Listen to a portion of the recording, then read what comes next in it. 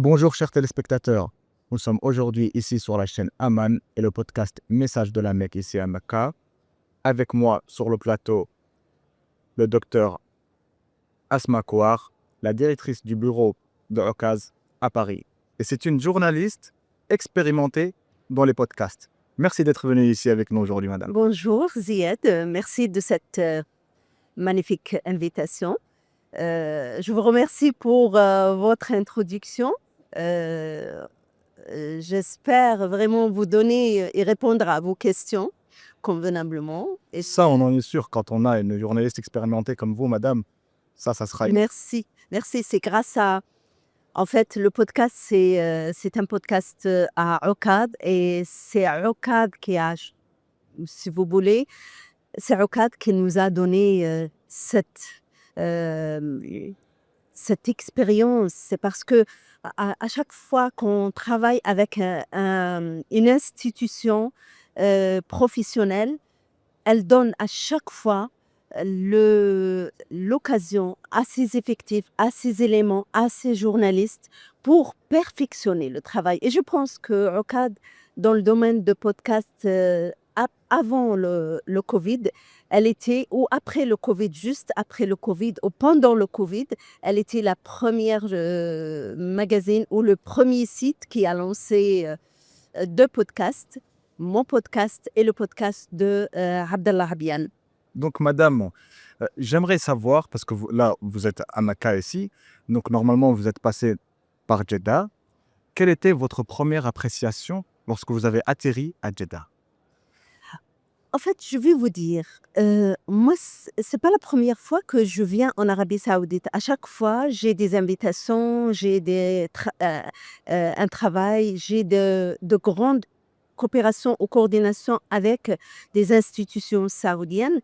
C'est pas la première fois que je viens en Arabie Saoudite. Mais, je dirais, je mets un grand tiret sur le mais. Le sentiment d'être parmi les invités de Hajj et les invités du ministère de l'Information du Hajj cette année, c'est un sentiment qu'on ne peut pas le décrire. Franchement, je suis venue au Hajj plutôt en 2019. C'était toujours avec l'invitation du ministère de l'Information. Et c'était vraiment fabuleux. C'était un moment inoubliable qui restera dans ma mémoire et dans les mémoires de chaque invité exceptionnel du ministère de l'Information. Mais cette année, je ne vous cache pas, c'est le wow. Quand on atterrit ici à Jeddah ou à Riyad, on remarque premièrement les fluidités dans les aéroports. Les fluidités, par exemple, dans le contrôle des passeports, des papiers, des visas et tout, une fluidité in- i- incomparable. Je voyage beaucoup, je voyage dans des pays de l'Europe et je ne vous cache pas, je vous confirme que ce que j'ai vécu dans les frontières de Riyad ou Jeddah, c'est vraiment un travail fabuleux, extraordinaire, qui mérite d'être vu et d'être pris comme expérience par plusieurs pays. Parce que lorsqu'on reçoit des milliers de personnes qui rentrent dans les checkpoints ou les points de contrôle dans les aéroports et on voit cette fluidité et cette rapidité qui ne dépasse pas les 2 minutes hein, dans les points de contrôle, c'est vraiment une expérience à préméditer et vraiment à étudier. Voilà. Vous avez parlé et vous avez dit que vous êtes déjà venu en 2019, que maintenant, alhamdoulilah, vous êtes une nouvelle fois de retour ici à Mecca. Quelle est la, la plus grande différence ou la différence qui vous a le plus impressionné entre 2019 et 2025? Si vous me permettez premièrement de dire un mot de reconnaissance. parce que vous m'avez présenté cette occasion et c'est pour moi une occasion en or de remercier énormément, énormément monsieur, mon rédacteur en chef, Jamil Diaby, parce que c'est grâce à lui que je suis ici. La première des choses qu'on remarque entre Hajj 2019 et 2025, il y a une grande différence, il y a une différence énorme. 2025, c'est comme on était dans une situation en 2019 et là, on est dans un autre cap. Un cap totalement rénové, totalement moderne. On voit sur toutes les phases ou les institutions qui s'occupent de Hajj une modernité, une actualisation, une utilisation énorme de l'intelligence artificielle, de l'informatique. Je peux vous dire que l'expérience de l'organisation de Hajj par l'Arabie Saoudite, c'est une expérience à préméditer, à appliquer dans le monde entier et à prendre en considération, bien sûr, le renouvellement de chaque, et je dirais avec précision, chaque moyen ou méthode de faciliter le Hajj pour les pèlerins de cette année, de l'année 2025. Je suis passée aujourd'hui, ou j'ai visité aujourd'hui, par exemple, le centre de contrôle au ministère du Hajj. Le centre de contrôle, les opérations de contrôle sur toutes les lignes. Et je ne vous cache pas que c'est une opération ou un travail chevronné, un travail énormément valorisé par les personnes qui étaient là, qui ont visité qui ont entendu la déclaration du haut responsable de ces opérations, Dr Khaled. Et je ne vous cache pas que ces moyens qui ont été posés pour faciliter le Hajj, c'est des moyens, des gros moyens, des moyens énormes qui donnent envie à chaque personne de crier haut voix que c'est notre fierté, l'Arabie Saoudite. C'est une fierté pour le monde musulman et le monde arabe.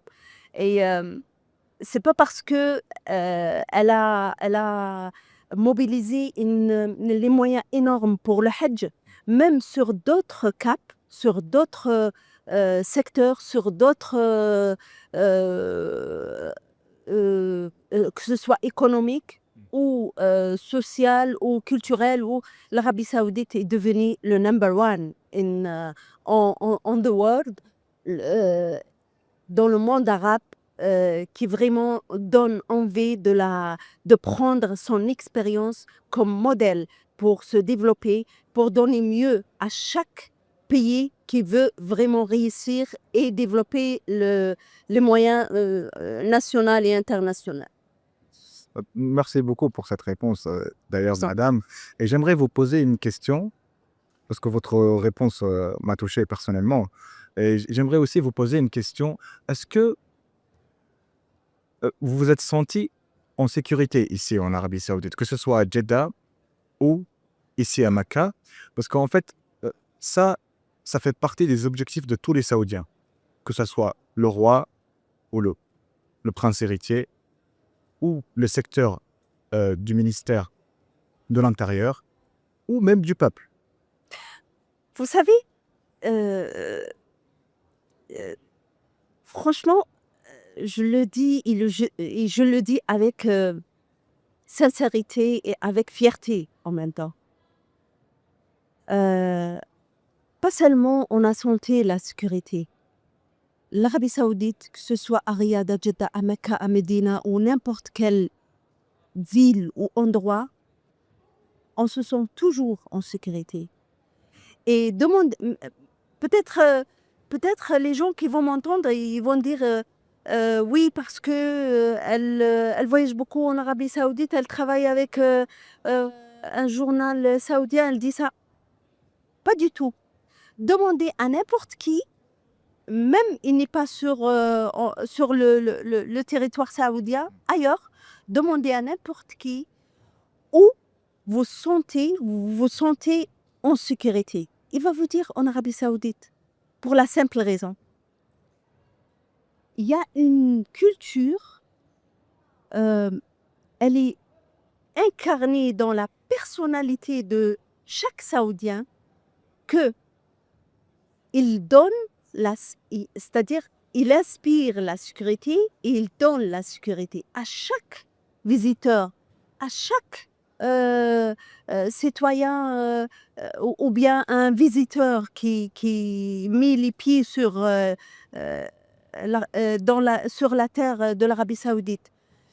Je vais vous raconter une anecdote. Peut-être ça va vous paraît normal, mais pour moi, ça m'a vraiment donné de l'inspiration et ça m'a donné des idées pour écrire et pour montrer comment la sécurité, elle est, on la touche, on la voit avec notre propre yeux, on l'écoute, on l'a, c'est-à-dire elle est vécue. Alors ça m'intéresse énormément Voilà, parce que je l'ai senti que vous avez une histoire. exactement. Je- 2019, j'ai perdu ma valise dans l'aéroport, Ici à Jeddah. à Jeddah. D'accord. Je suis rentrée à l'hôtel, le monsieur il m'a dit « Rentrez madame, on va vous ramener votre valise demain ». Le lendemain, à 9h, j'ai trouvé ma valise. Ils m'ont appelé « Venez chercher votre valise ». C'était en 2019. À l'époque, je me suis dit, avec tous ces visiteurs, avec tant de bagages, comment ils vont trouver ma valise? Normal. Et je ne me suis pas inquiétée. Cette année, en 2025, à Jeddah, la même chose. J'ai perdu ma valise. Vous avez perdu votre valise une deuxième fois. Exactement. Et je ne me suis pas inquiétée du tout. J'ai réclamé, je suis rentrée à l'hôtel avec l'équipe qui est venue me chercher. Et lorsque on était un groupe comme ça, on était en train de parler, j'ai dit, ils m'ont ramené ma valise. Et la personne, elle me dit, comment ça se fait, vous avez perdu votre valise? J'ai dit, normal. Il y a tant de bagages, tant de personnes qui rentrent en ce moment, que ça se peut qu'il a été, je ne sais pas moi, déplacé ou sur le tapis ou envoyé dans un autre tapis. Le problème n'est pas là. Le problème, c'est que vous trouvez votre valise intacte. Intacte, quand je dis intacte, et vous serez rassuré dès le début à l'aéroport qu'on va vous ramener votre valise.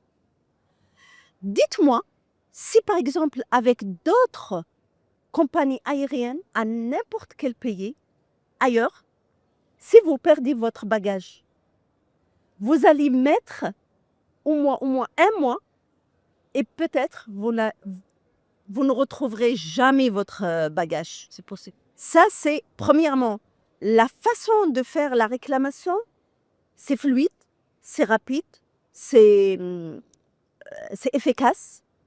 Et deuxièmement, la rapidité de vous ramener votre bagage. Une personne a perdu son sac à dos avec son argent dedans. On lui a ramené le sac à dos avec son argent. Il n'y a pas un sou qui manque. Ça, c'est une histoire Donc, que vous avez vécue oui, vous-même. Vous connaissez la personne. cette personne, elle était avec moi. Ah oui. On lui a ramené son sac à dos avec ses papiers, son argent, tout dedans. Hein.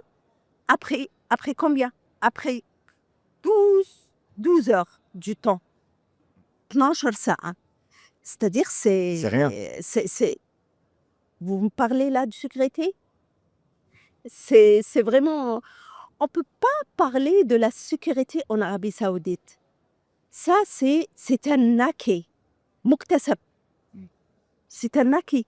C'est pas quelque chose qu'on cherche. Est-ce qu'il y a la sécurité? Est-ce que c'est sécurisé? Ça, maintenant, Ce n'est pas une question. c'est même pas une question qu'on aborde ou qu'on parle de ça. C'est niet. Voilà, Merci beaucoup d'être avec nous aujourd'hui, je madame. vous en prie. Madame Asma Kouar ou la docteure Asma Kouar, la sécurité en Arabie Saoudite, c'est un acte culturel dans tous les Saoudiens. Ok. Ok. C'était Albiladi Ziad de la chaîne Aman et c'est Amaka.